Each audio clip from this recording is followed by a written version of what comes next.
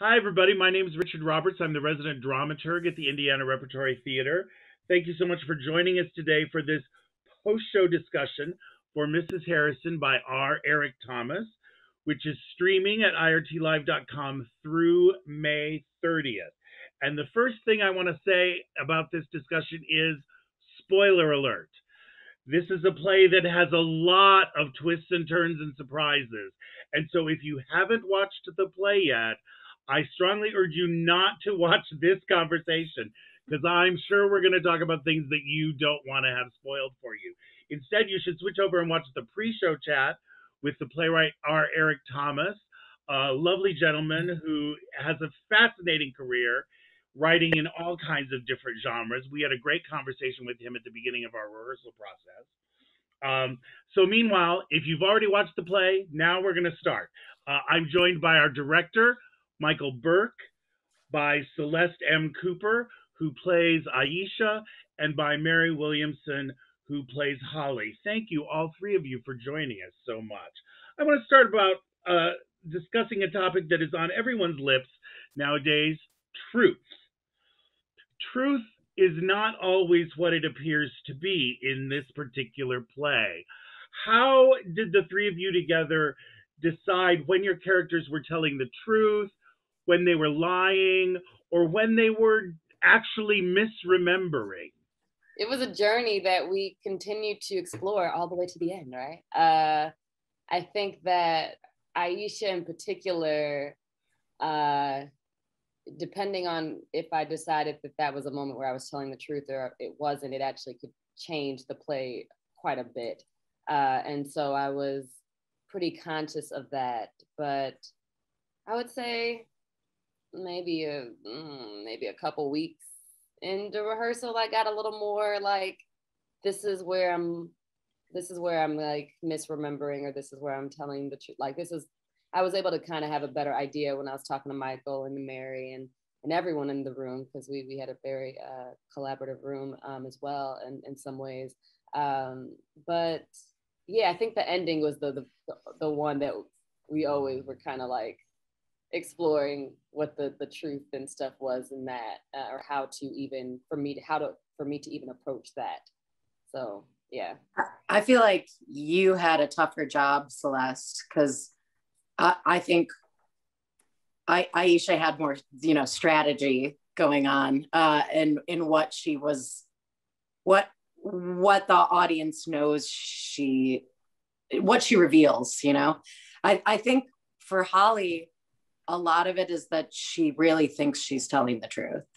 Yeah. And that's where it gets really tricky, right? Because memories are not always, how you remember something isn't always how something actually happened.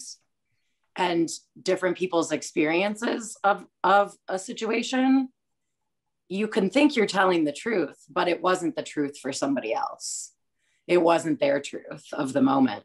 And I think that's a huge part of Aisha and Holly's past, that it was a different experience for the two of them. College was a different experience based on who they are. But yeah, that was definitely, a huge discussion about in what moments, who is telling the truth. And sometimes it's both of them. Yeah. And we really did sort of, as we tracked through the script, we kind of made effectively like 3 large drafts of this story. One draft was all about the chess game of like, you both know what's up and what does that mean? And we did a draft like that, and we drew a lot of conclusions about that. And then we did a second draft that was all, you both just want to be, you want to be friends, you want to get along, and, there's nothing vindictive or ulterior motive going on at all. And we learned a lot about these two people based on that. And then the third draft was like, okay, now how can we take these two very opposing ideas of who the two of you are to one another and make the most exciting and complicated story we can? And that's kind of the thing we did, just sort of wrestling and tuning with what is what is actual truth versus what is, was there the truth that they experienced in the moment, and where do those things align and where do those things differ, and just try to discover what's going to make the most fascinating and exciting hour in this bathroom. That sounds like such an interesting process. Were there moments when you agreed to disagree, or moments moments that you purposefully did not discuss and kept it secret from each other as actors? I feel like there's a lot of things that maybe Celeste didn't tell me that she was thinking. Yeah, you know what really helped me? Well, there was a moment or one day where Michael had us do a run that was like extreme, like we went to the extreme end of what these characters wanted and all this type of stuff. And it was so helpful for me because it was like ridiculous. It could never be what the show is right now because of how heightened and stuff it was. But I learned a lot in that. Aisha is meant to be a mystery. You're not really meant to get her. And so I had to, regardless of what was true for me, and I needed to not necessarily show you what was true and what wasn't. And the other thing that was really helpful to me is when Eric was saying that Aisha is performing in a play and Holly is telling a story. And so just the heightened, performative energy that Aisha has, where it's like, is she even a real person? But she is.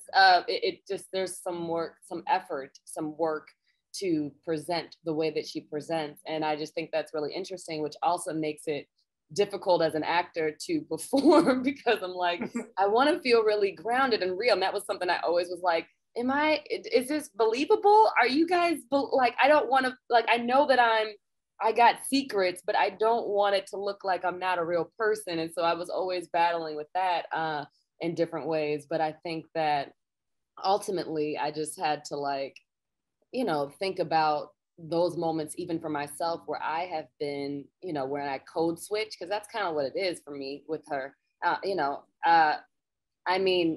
Holly, we're not friends, you know what I mean? And that's just how I feel. And so I'm talking to someone in this bathroom and we're not friends. And this is how I present to someone that looks like Holly. This is how I would talk to a white woman or any person that I need to show them that I am not a threat, that I am intelligent, that I am successful.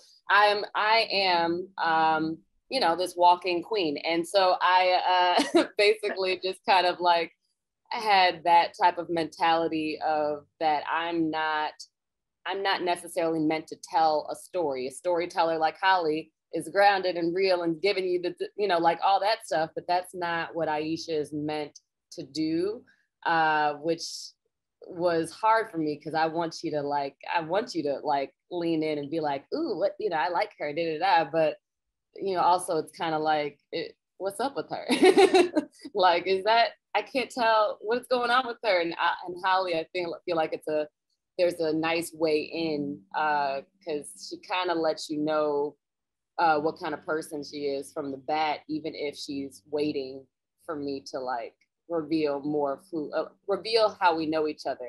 Because I think that's part of the game you're playing, right? Yeah, well, I think it's interesting because, you said, was there any time we agreed to disagree? And the crux of the whole thing is that I keep saying we were friends. And you're like, I'm not really sure we were friends. Not in the same way. And we definitely joked around about that in the process. Or I'm pretty sure I said the phrase agree to disagree as a joke, which makes for an interesting story. We as actors do not have to agree on exactly what the past is between these two people, because clearly they don't. Even if someone is lying about how much they remember, ultimately, it's more interesting to see that conflict of I'm not sure it was really like that. And one of the things that I do think is so interesting, Celeste, is that you had an interesting time dealing with how Aisha plays her cards. And Holly is more of a, like you said, like from the jump, like, oh, I'm just like, I say things just come out of my mouth, and like that is what it is. And but it almost has the same effect where you're like, what's up with this person? Oh yeah. So it's interesting. It's like the same effect, but from a different angle, like a different kind of strategy, which also makes for interesting storytelling, right? Like these two people are very different, but it has the same effect of like, I'm not sure I understand. Who are you to each other? Yeah. Who are you? Like, who are you really? Yeah. Which I think is, both of these people have that issue, you know? Yeah. They're both people who are trying to figure out who they are. Which I did agree with you in the beginning of like, I think when we were in undergrad, you know, since the way Aisha is now, I don't think she's always been like that. But I think in undergrad, the stuff that you say about me, you know, her being nervous and squirrely and all that type of stuff, you know, I think it's accurate. And I think also we did tell stories, but you were just a classmate that I went to COSI with. So that's it. You didn't even know my mom was a doctor. So that's all I'm saying. So, so this is how rehearsals were. And we would just kind of We could talk forever. This is like, this was rehearsals. I'm not even sure how many more questions you're going to get out, Richard, but I'll stop talking. Fine. I'll stop. That's fine. Let me ask this. What were the challenges and opportunities of having a man direct a play about two women in a woman's restroom? Is that just, challenges and opportunities. Well, I feel like Michael's a very special man. So it's it's interesting. I don't know. There are certainly things about gender that affect this play, but and I do think, you know, like a women's restroom is kind of like a safe space, right? Like that is something that like I think that has that kind of representation. And it's interesting that we're having this very loaded conversation that becomes very dangerous. In this space that is kind of a symbolically safe space for women. But other than that, like, I don't know, it doesn't matter to me so much that it's two women having this conversation, other than the fact that I really like that this is a two-hander with two women not talking about relationships, not talking about romance. Yep. That is awesome. And I think Michael was absolutely a great person to direct this play. But I mean, Michael, you could probably talk about the challenges of this as a man. Well, I did. It's so funny that you asked that, because one of the very first things I said on our first day of rehearsal was, "Hello, I am a man who has not spent a significant amount of time in the women's restroom," and so you know, I tried to be really transparent about that from the get. That, like, you know, if and when details come up where I might have an opinion about something involving the restroom that wouldn't necessarily be accurate, that I was very open to anyone in the room, you know, correcting me and being like, that's not how that goes. The more we dug into the play, the more I felt that, like, the restroomness of it was like, I think, you know, the restroom is important because of all those reasons that Mary just said, but beyond that, it wasn't really about the restroom and about being in the bathroom. And so it didn't come into the mix of our play as much or as often as I was concerned it might, before we really started going. Like, once we were like, oh no, it's really just about what's happening between these two humans. You know, and they're, you know, and the sinks that aren't working, and things like that. But it, you know, save for, you know, for I remember this is funny. This is a funny little anecdote. At the beginning of the play, Aisha is in the stall, and she's singing to herself as she finishes using the restroom. And it was not until like the day before filming that something clicked in my mind where I went, wait a minute. If I can see her dress underneath the stall door by her feet, where's the pee going? We have to pull the dress up. Things like that. But we had a good time. Yeah. See, and sometimes I had a moment where I was like, am I just getting away from everything and I'm just sitting in the stall? Yeah. But just taking a break from life in the stall. Really, there's a universality to the human experience. Story bridges the gaps between a story fills in the blanks. And Michael, line from the show, whoever just watched. Anyways, I think, Michael is incredible as an incredible director that is like Mary was saying, that, the women's restroom is an engaging sometimes place. It's a place where you kind of can come together and feel comfortable talking to whoever's in there, and I think Michael is a very inviting person, and I think that even just the rooms in which he has in rehearsal, even our stage manager Aaron and Kat, I feel like felt comfortable, having a moment of being like, I really like that part, or that really versus just be quiet because you're the stage manager and you're the production assistant. It was a very open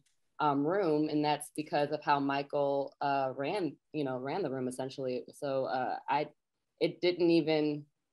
Michael, you're a man. I didn't even think too much about it. I just was like, this person is awesome and very smart and is seeing things that I didn't initially see, and I just appreciate having him in the room. Absolutely. I think it's also, if you were a white man, I probably wouldn't have wanted to do this show. Yeah, a white man or a white woman, actually. Exactly. I don't think a white woman should direct this play either. So that's like, you being a man was like, okay, but that was like the secondary thought for me, because and this will probably get into other questions you want to ask, Robert, but it's I think it's really important that this play is directed by a Black human being, because that's exactly my next question. Yeah. How does race affect this story? And go on with what you were saying. Why do you think it should be directed by a Black person? I think that there are questions in this play that a white person could not answer. There are experiences that the director has to be a Black person. I also think it'd be great to have a Black woman direct this play at some point in time too. I think there's a lot of, there are certainly things about whiteness in this play that I could answer. And there's certainly, there are ways in which white women weaponize emotion that is pretty clear at the end of this play. And there's things that I can speak to, but there's also things that I certainly can't answer either. I think for me, it's Betty Jackson, Betty Harrison, this person, right? It's like, I heard Holly tell this story and it hit me in an emotional way because I saw myself in Betty, right? And you think about all of these, thinking about stuff in the world, right? George Floyd was, killed by this police officer, right? Or any person I could name. And sometimes some white people don't understand why it could hit a Black person so hard, why it hurt so much, because it's like, I can't help but look at someone like George Floyd or Breonna Taylor and think about that being my sister or my brother or me, you know what I mean? Or my nieces and nephews, it's just like, it's scary to think that that just because of what I look like, someone's not going to help me. So you tell me this story, regardless of what age you are, you watch this woman choke to death. you wouldn't have helped me. And you talk about this love, you talk about all these things, and it's all about the details of what she looks like, her black skin, and she had this beautiful, like all the things aren't, which is why I'm like, well, we're not friends. It's all about an appearance or what you did for me, and like, where's the give and take in that relationship? Where's the like, I really love you as a person, and when you like, there's more details to the level of the relationship than just what you did for me or how you were such a great listener. When really, that person might have actually wanted to talk. So, and that's kind of why I was going with the mindset. And who knows what Eric, like, I mean, ultimately Eric was like, choose your own adventure for us, which was fun in terms of what we decided on. But I think it was for me, because I've had experiences with different, white women or white, like whoever I'm maybe so-called friends with, where they expected, they thought we were closer than what we are, when really I was just there, and they were just talking and telling me all types of things, and it just didn't seem like there was any interest in a give and take. But I was so easy to talk to, and I was so that, you know what I mean? And so I was just like, wait, how are we best friends? You don't know anything about me. You don't absolutely know, like, what? So I think, yeah, this type of play in the wrong hands could be very, very dangerous. It could be really, really heartbreaking, depending on how it is played. And so if you don't have the right director for that, it could end up being something pretty terrible, I would think, possibly. Yeah. I think that it kind of also speaks to the whiteness privilege, that framework of like thinking that it's your story, thinking that it's about you.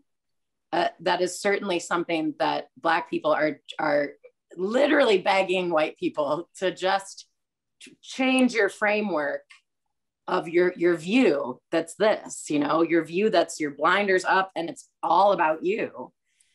Even in, situations that seem harmless. There's harm in these micro situations, these microaggressions. And the play is dotted with that stuff all the way up until it's, macro aggression.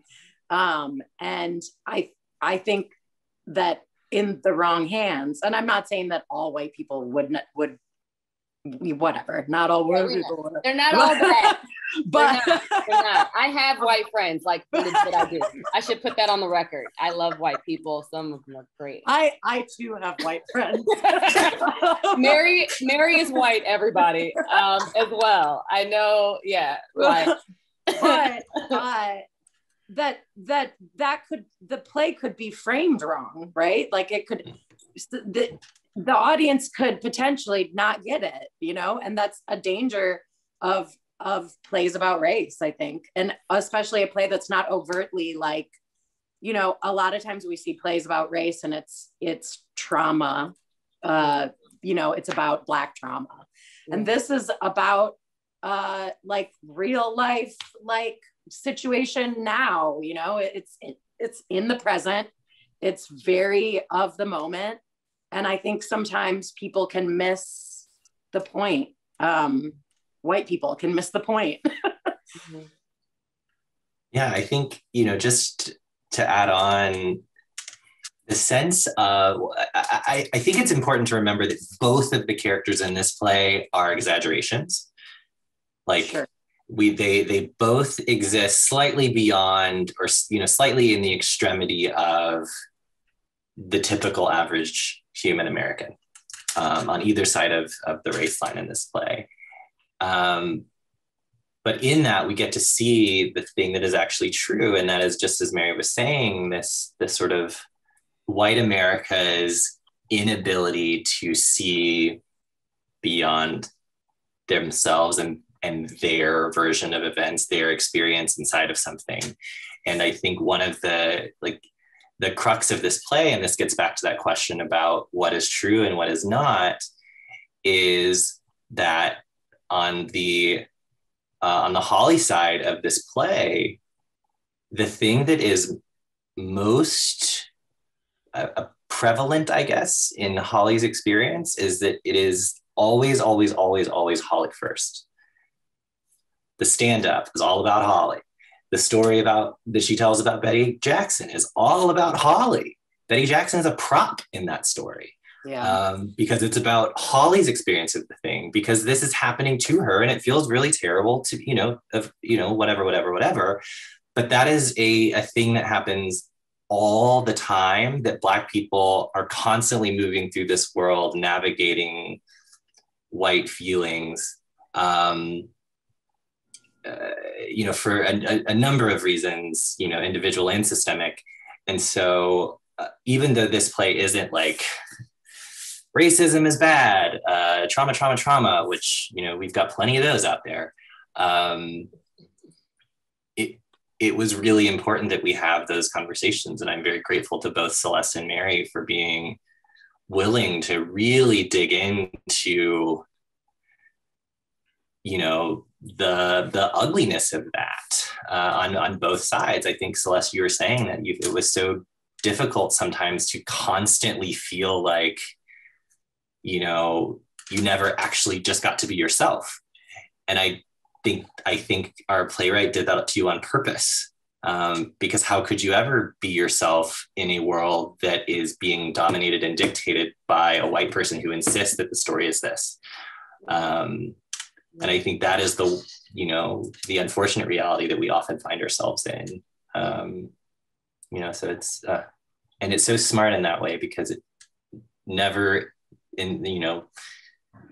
that's never mentioned explicitly. It's just something we feel as we move through it. And I think that is quality writing.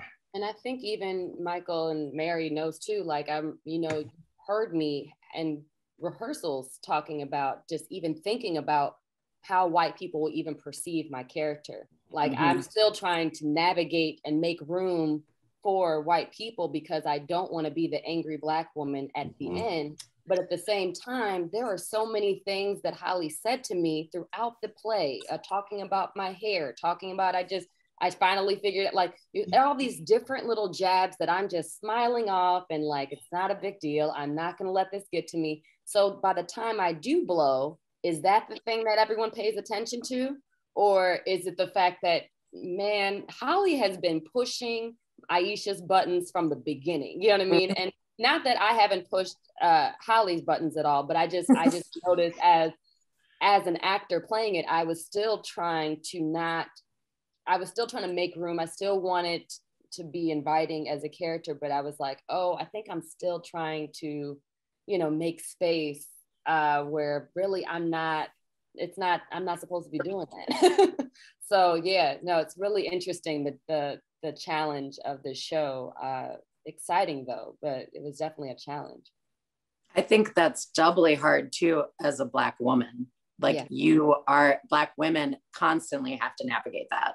Yeah. But it's like, that like it's just working 5 times harder than everybody else to do the same thing.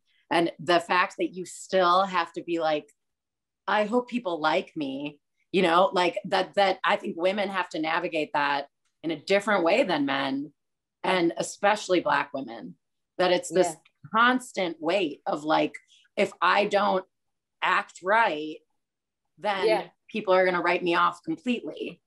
Yeah. And it's terrible. It's terrible. Yeah. It's terrible that that's like something you have to navigate all the time. And I'm taught, like, I know how to put myself in other people's shoes. So, I mean, we've had conversations about even just loving Holly. Like, I love Holly. And I actually feel bad for her. I feel for her, and what she believed to be true, that this story belonged to. Like, I feel everything that she's saying, which also makes it hard, because I'm like, no, you don't need to be writing stories like these, and you're not even talking about Betty. It would just be a story about you and your feelings about how Betty treated you. So like, it's just interesting the navigation of all of those things, because I had to kind of find moments to separate myself from what I want or what I'm used to. And I appreciate Michael being like, actually, it's time. Like she needs to do that. Like she has to give this out. Like, you know, all these different things Holly did. Come on, you know. Like, and it's not like I'm yelling for the entire show, but yes, it just it always felt that way, because I'm, even in life, I'm very like mindful of what kind of energy I put out in the world, but I also just don't want, you know, to have to watch my back all the time. And sometimes it's safer to put that smile on and say hello to every, you know, like it's interesting, the rooms and how you navigate spaces. Well, in pre-COVID times, the house manager would be waving at me from the back of the theater. But instead of that, I have the Zoom clock ticking down to almost 0. So we're going to have to stop here. This has been such a great discussion. From my point of view, ideal, I asked 3 questions and you all talked for half an hour. Thank you so much. It's been a fascinating discussion, and it's a fascinating play. Streaming through May 30th, Mrs. Harrison by R. Eric Thomas. Thanks to our cast and our director, and thank you all for watching, and bye-bye, everyone.